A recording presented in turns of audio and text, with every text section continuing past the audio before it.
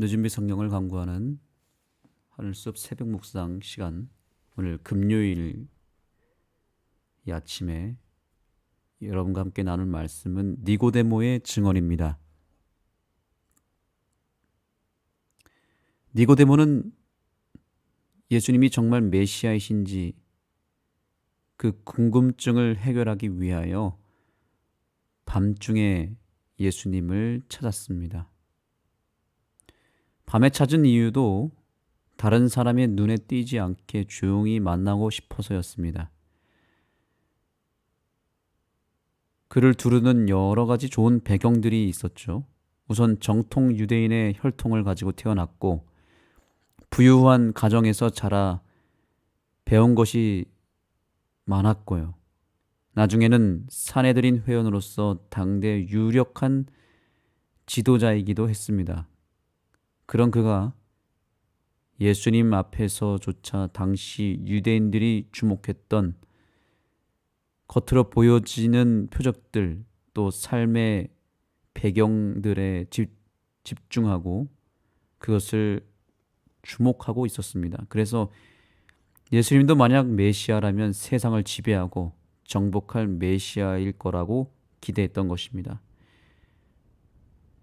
늘 눈에 보이는 것에만 주목하고 있는 니고데모에게 예수님은 눈에 보이지 않는 본질을 알려주시고자 했습니다.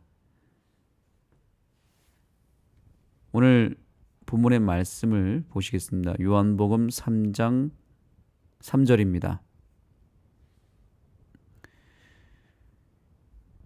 예수께서 대답하여 이르시되 진실로 진실로 내게 이르노니 사람이 거듭나지 아니하면 하나님 나라를 볼 수 없느니라. 예수님은 거듭남에 대해서 이야기를 하셨습니다.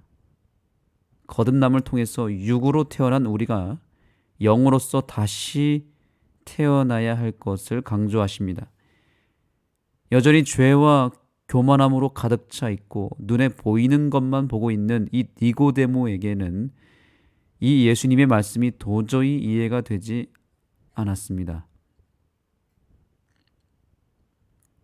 아니나 다를까 이 니고데모의 말을 들어보니 여전히 니고데모는 눈에 보이는 것만 관심을 갖고 있었습니다.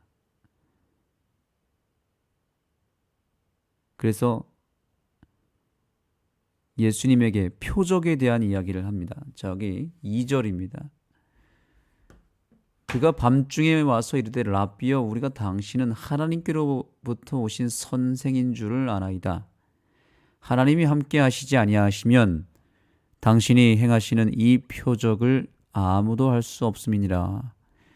지금 니고데모는 예수님의 표적을 보고 쫓아온 겁니다. 표적.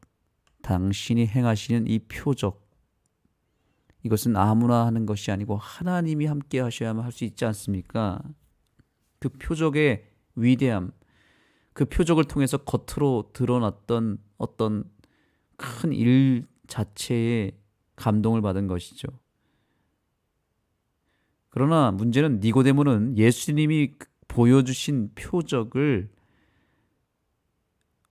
오로지 눈에 보이는 겉으로 드러난 그 비본질의 역사를 주목했던 것입니다. 예를 들면 물을 포도주로 만드는 가나의 혼인잔치에서 나타난 기적은 그에게 매우 신선했던 기적이었습니다. 그 항아리에 물을 가득 채워서 피가 되었다, 물이 피가 되었다, 포도주가 되었다라고 하는 것은 상당히 당시 사람들에게 충격을 가져다 줬고 그것이 소문이 났겠죠. 그 소문을 듣고 니고데모도가 이 사람은 보통 사람이 아니구나 라는 생각을 했겠죠. 니고데모는 예수님이 그런 겉으로 드러난 표적의 신비로운 일들을 어떻게 일으켰을까, 이것이 궁금했을 것입니다. 또 그런 표적을 계속해서 이루실 것을 기대했을 것입니다. 표적을 갈망하는 니고데모에게 예수님은 참된 표적이 무엇인지 그 표적의 본질을 알려주셨습니다. 그것이 요한복음 3장 14절입니다. 본문을 보시겠습니다. 14절. 표적을 궁금해하고 표적을 보고 싶었던 니고데모에게 예수님은 뜬금없는 이런 이야기를 하십니다. 모세가 광야에서 뱀을 든 것 같이 인자도 들려야 하리니 이는 그를 믿는 자마다 영생을 얻게 하려 하심이니라. 하나님이 세상을 이처럼 사랑하사 독생자를 주셨으니 이는 그를 믿는 자마다 멸망치 않고 영생을 얻게 하려 하심이라.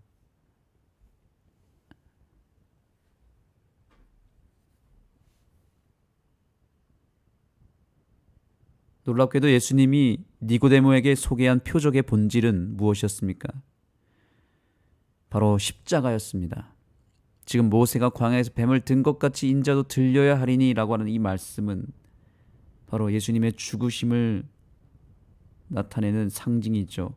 이것은 바로 표적 중의 표적이요 기적 중의 기적이며 예수님을 나타내는 가장 확실한 표적의 본질이었습니다.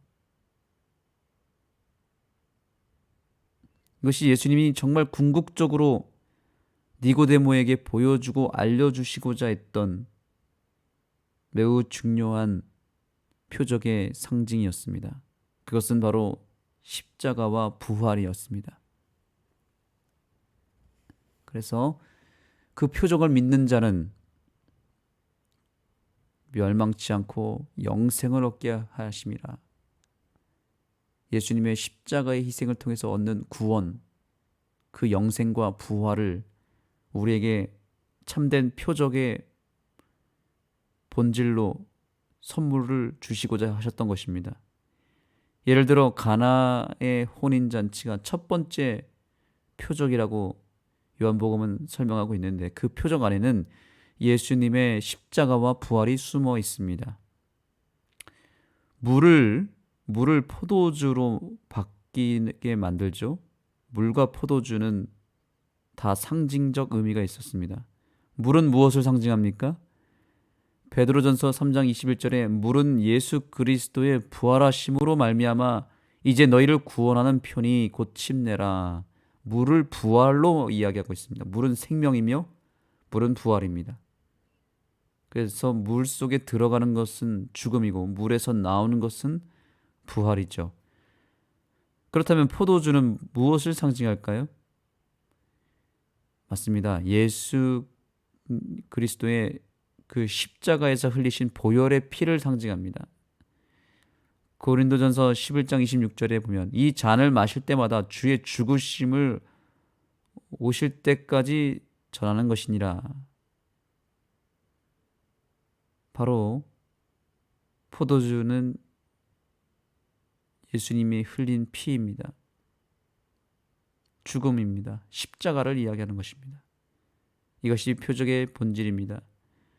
그분의 죽음과 부활이 요한복음의 모든 표적 속에 다 들어가 있습니다. 그래서 요한복음에서 기록된 기적을 표적이라고 표현하고 있고, 그래서 요한복음은 표적복음이다라고 말합니다. 그런데 그 표적 속에는 다 뭐가 있습니까? 예수님의 죽음과 부활, 십자가와 부활이 계속해서 담겨져 있습니다. 거기에 그 힌트가 항상 들어가 있습니다. 그래서 표적을 영어로 말하면 마크하다, 마킹하다, 사인이라는 말로 번역할 수 있고요. 헬라어로는 세메이온이라고 말할 수 있습니다. 이것은 요한복음을 상징하는 매우 중요한 단어입니다. 사인, 마크, 이것이 왜 중요하냐면 그 당시 노예들을 이마에나 손에다가 그 표시를 해뒀습니다. 근데 그냥 하는 것이 아니라 영원히 지워지지 않게 하기 위해서 불로 지졌습니다. 뜨거운 어떤 쇠로 달군 다음에 그 표시를 마킹했습니다.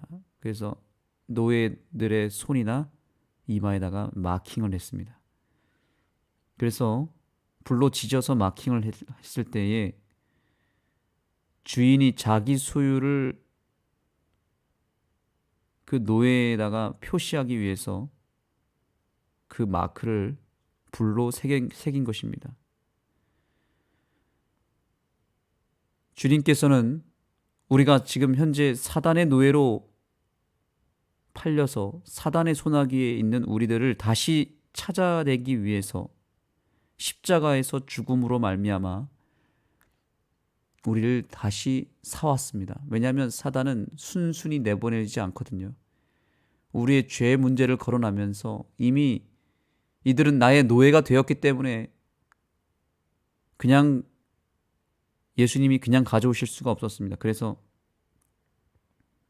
그 값을 치러야 됐고 값을 주고 사서 이제 완전히 예수님의 소유가 되었다는 증거로서 표시를 해 주셔야 되는데 그것이 바로 십자가였던 것입니다. 십자가를 통하여서 우리를 그 죽음을 통해서 값을 지불하시고 사단에게서 빼오신 다음에 다시는 빼앗기지 아니하도록 하기 위해서 우리의 이마에나 손에다가 그분의 인을 새겼다고 성경은 말하죠. 그것이 요한계시록에 와서 말하는 하나님의 인입니다. 그 인의 본질은 바로 십자가입니다. 새기는 방법은 무엇이었을까요? 그 새기는 방법이 바로 거듭남이죠. 십자가와 부활, 그분의 표적을 발견한 사람들이 그것을 믿을 때에 그 백성들의 이마에는 하나님의 인이 새겨지게 되는데 하나님의 소유가 되었다는 표시로서 침례를 받고 도장을 찍는 것입니다. 그래서 3장에는 니고데모가 표적을 말하니까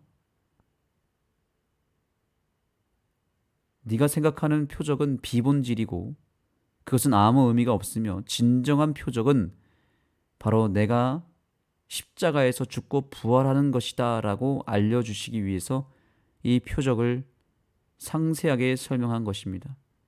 그리고 그 표적을 믿는 것은 바로 거듭남을 통해서 가능하며 그 거듭남을 통해서 하나님의 사인이 우리의 이마에 새겨지게 되는 것이라고 가르쳐 주신 것입니다.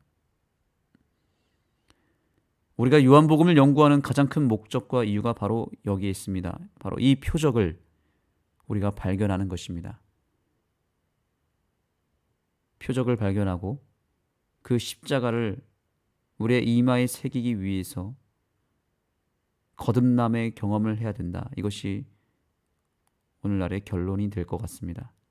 십자가와 부활이 없으면 우리는 거듭나지 못하고 결국 표적이 없는 백성이 되고 말 것입니다. 그러나 우리가 표적이 있는 백성으로 거듭나기를 원한다면 오늘 예수님의 십자가와 부활을 확실하게 믿고 다시 한번 주님 안에서 거듭남을 경험할 때 우리는 표적을 소유한 백성, 하나님의 인이 새겨진 백성으로 살게 될 것입니다. 이렇듯 니고데모는 비록 표적의 비본질을 바라보고 찾아왔지만 예수님은 표적의 본질인 십자가와 부활을 알려주심으로 말미암아 니고데모가 그 표적을 소유한 백성, 표적이 새겨진 백성으로 거듭나기를 바라셨던 것입니다. 그러나 니고데모는 예수님의 이 말씀을 다 이해하지는 못했습니다. 그런 채 돌아갔습니다. 그리고 역사 속에 잠시 사라집니다. 니고데모는 더 이상 나타나지 않다가 언제 다시 역사 속에서 나타납니다. 언제 나타날까요? 니고데모의 이 기록은 요한복음 3장에서 끝나지만 다시 예수님께서 십자가에서 죽으시던 그 밤에 갑자기 니고데모가 나타납니다. 그 사이에는 전혀 나타나지 않았습니다. 그 당시 예수님의 제자들은 다 도망가지 않았습니까? 수많은 예수님을 따랐던 사람들은 도망갔지만 니고데모는 오히려 예수님이 죽으시던 날 밤에 예수님께로 찾아옵니다. 과연 그 사이에 어떤 일이 있었길래 모두가 도망가고 있는 상황에서 니고데모는 반대로 예수님을 오히려 더 찾고 그 예수님의 죽으심 앞에 오히려 니고데모는 진지한 믿음의 결단을 내렸을까요? 오히려 예수님을 더 확실하게 믿었습니다. 이것이 어떻게 가능했을까요? 예수님의 죽음을 보고 누구는 도망가는데 누구는 찾아왔고 누구는 믿음을 잃어버렸지만 누구는 믿음을 확실하게 소유하게 됩니다. 이 이유가 무엇일까요? 놀랍게도 니고데모는 이 요한복음 3장에서 예수님을 만난 다음에 돌아가서 그가 성경을 펼쳤다는 사실이 예언의 신의 말씀에서 나타납니다.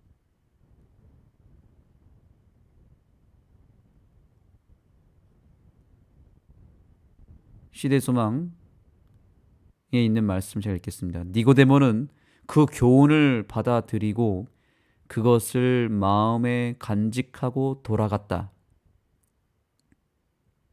그러니까 지금 요한복음 3장에서 예수님과 깊은 대화를 한 다음의 이야기입니다. 돌아가서 그는 무엇을 했을까? 그는 성경을 새로운 방법으로 연구하였으니 곧 이론을 변론하기 위해서가 아니라 생명을 얻기 위하여 연구하였다.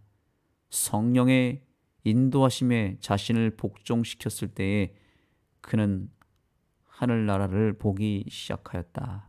아멘. 여기서 말하는 성경은 구약 성경이죠. 니고데모는 돌아가서 구약 성경에 기록된 그 놀라운 말씀의 예언을 살펴보면서 예수님께서 이 땅에 어떻게 오시고 어떻게 사셨다가 어떻게 죽으실지에 대한 내용을 구약 성경에서 확인하였고 완전히 새로운 방식으로 성경을 읽었다는 것입니다. 그전에는 그저 율법주의적 관점으로 율법을 지키기에 급급했던 이 니고데모는 그 모세가 기록한 율법 그리고 선지자들이 기록한 그 예언의 말씀 하나하나 속에 바로 예수 그리스도의 십자가와 부활이 담겨져 있다는 것을 경험한 것입니다. 그 구약 성경은 그야말로 표적 복음이었던 것을 알았던 것입니다. 그동안 니고데모는 모세 오경이 그저 율법으로만 인식하고 있었는데 그 속에 예수님의 십자가가 담겨져 있었다는 것, 그분의 부활하심이 예언되었다는 것, 그것이 결국 표적이었다는 것을 뒤늦게 깨닫고 그가 생명을 얻기 위해서 성경을 붙잡기 시작했고 결국에는 하늘나라를 그가 보게 된 것입니다. 그리고 예수님의 십자가가 아니면 결코 우리가 구원받을 수 없고 그 십자가를 믿어야만 살 수 있다는 것을 성경을 통해서 깨닫게 된 것입니다.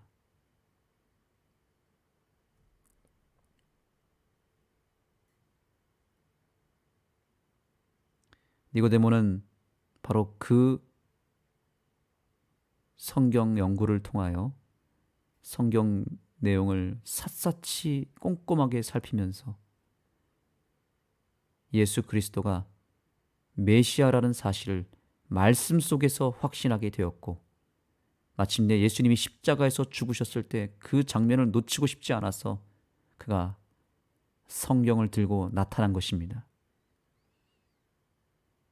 그 십자가에서 죽으시는 장면 하나하나를 말씀에서 이미 확인했던 니고데모는 이제 예수님이 3일 만에 부활할 것도 확신했고 그래서 그 예수님의 무덤을 주시할 수밖에 없었습니다. 그리고 예수님의 부활을 그 두 눈으로 확신하게 발견하면서 예수님의 부활 속에 그는 완전히 거듭나게 됩니다. 그리고 확실한 예수님의 제자가 되었습니다. 이제 우리에게도 동일한 과정이 필요합니다. 우리에게 바로 성경 말씀이 있지 않습니까? 니고데모가 성령의 인도하심을 따라 성경을 연구했을 때에 놀라운 표적을 발견했듯이 우리도 성경을 펼쳐서 우리에게 약속하신 구원의 약속, 재림의 약속을 성령님을 의지해서 다시 한번 확인하고 말씀 안에서 참된 구주 예수 그리스도를 만나고 그분의 음성을 듣고 깨어나서 니고데모처럼 표적을 발견한 사람, 표적이 이마에 새겨진 백성, 예수님의 참된 제자로서 다시 한번 거듭나게 되기를 간절히 소망합니다. 기도하시겠습니다. 하나님 감사합니다. 우리에게 표적을 보여주시고 참된 표적이 무엇인지를 알려주셔서 감사합니다. 모세가 광야에서 뱀을 든 것 같이 인자도 들려야 하리니 이는 그를 믿는 자마다 영생을 얻게 하려 하심이라는 주님의 그 놀라운 약속의 말씀, 우리를 살리고자 죄 자체가 되셔서 저주를 받고 십자가에서 죽으신 그 예수님의 그 신비로운 그 행적을 우리가 이제는 말씀에서 더 확실하게 만나고 목도하고 그것에 대한 진리의 보물을 발견하는 우리 모두가 되게 하여 주옵시고 우리의 이마에 예수님의 십자가가 새겨지고 우리의 삶에 예수님의 십자가의 정신이 나타나고 누구든지 나를 따르려거든 자기 십자가를 메고 나를 쫓으라고 말씀하신 그 예수님의 명령을 순종하여 우리도 십자가의 길을 걸어갈 수 있도록 역사하여 주옵소서. 예수님의 이름으로 간절히 기도드립니다. 이제 각자 개인 기도 제목을 가지고 주님 앞에 나아가도록 하겠습니다. 우리의 마음에 예수님의 십자가가 세워지고 우리의 이마에 예수님의 인이 새겨질 수 있도록 표적이 새겨질 수 있도록 간구하시기 바랍니다.